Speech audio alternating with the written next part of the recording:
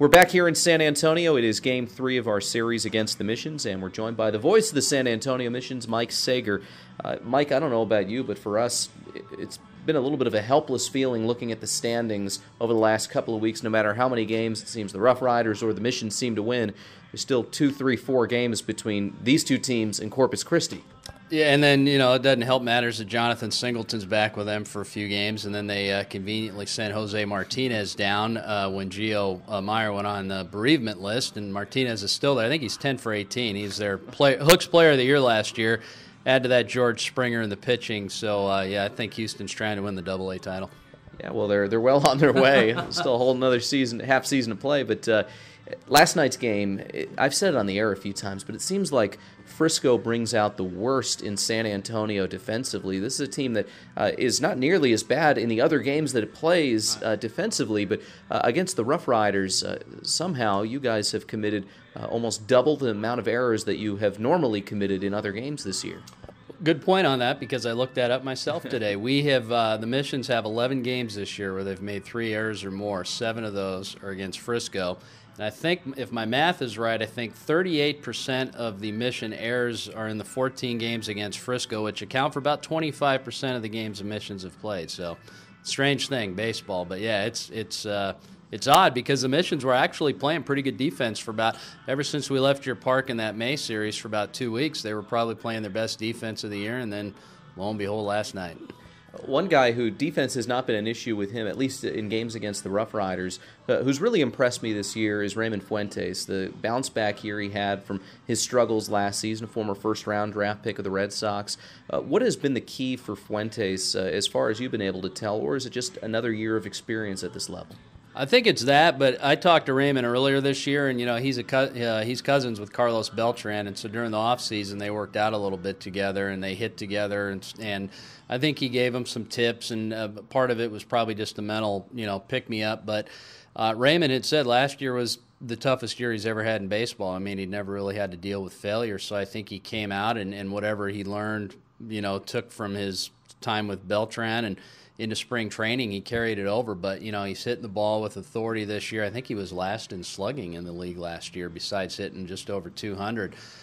He's been a real pleasant surprise, because, frankly, I didn't know what to expect after last year. I didn't expect him to hit 315 with, an OPS in the 860s or something like that. So he's been good.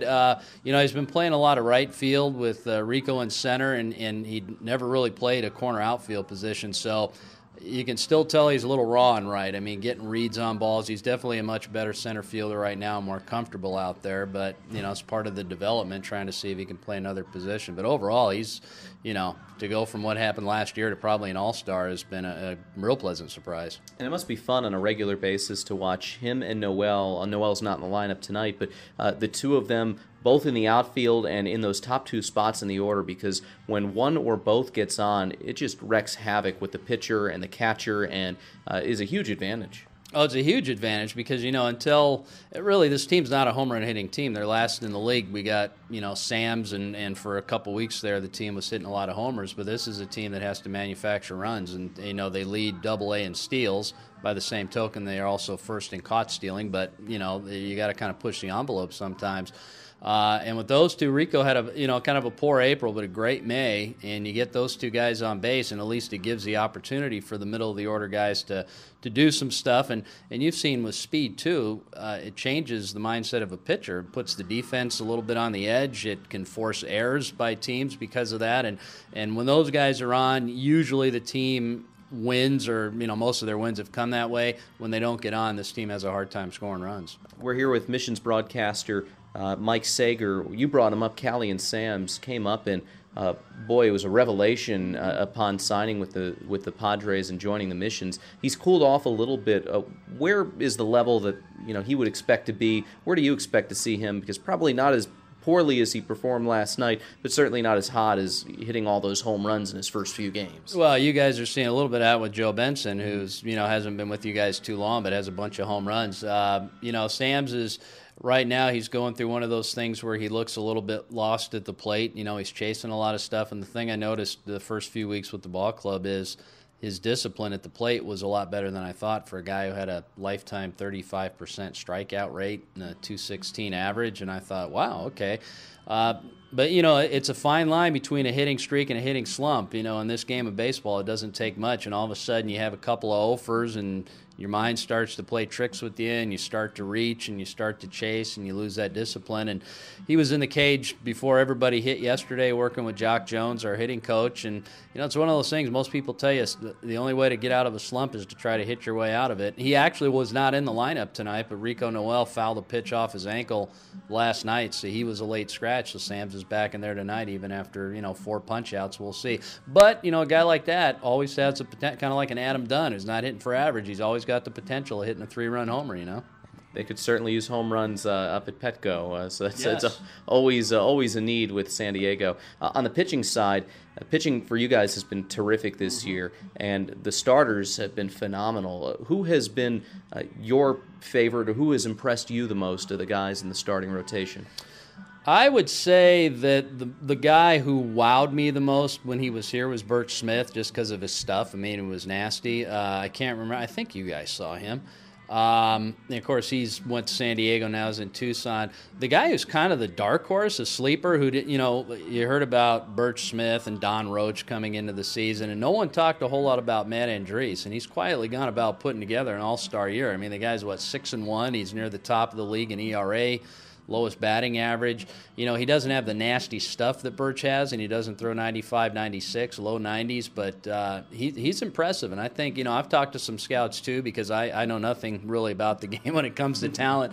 So I like to pick scouts' brains, and there's a lot of guys that think he's probably, a back end of the rotation starting pitcher. So he's probably been the guy who's impressed me the most, only because I knew he had a good year last year, but nobody talked about him. He wasn't really considered a bona fide big-time prospect. And then Quackenbush, what he's done closing with basically a fastball.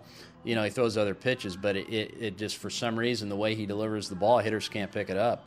And, I think the league's hitting, $115 against him this year. Yeah, and of course, another Missions closer seems to struggle a little bit against the RoughRiders, which has been a theme the last couple of years.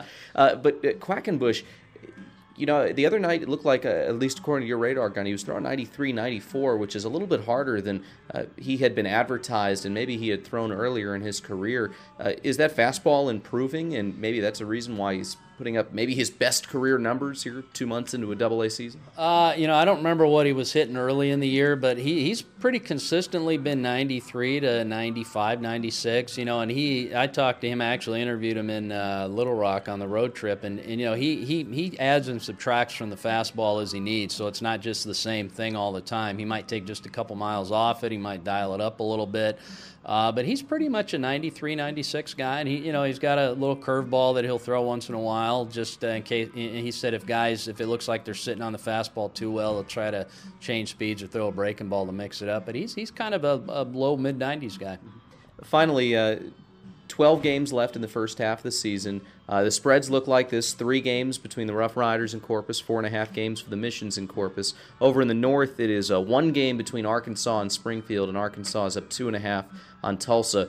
You going with the front runners here over the last 2 weeks of the first half? Well, in our division, I think for the Missions, their only hope is they're going to have to, they need to win these next 2, and then they're going to need to sweep Corpus here, and that's going to be hard. I think Corpus has won 24 out of 34 since they last lost 2 in a row. I looked that up. So the odds of Corpus collapsing in 2 weeks, not very good, especially with, the reinforcements we talked about.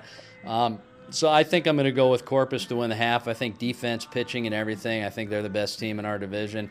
In the North, to be honest with you, this sounds funny, but the way it's gone, I'm going to go with whoever finishes 500, because I think that's maybe all it takes to win the North. I think it's going to be Springfield or Arkansas. We haven't seen Springfield since early in the year.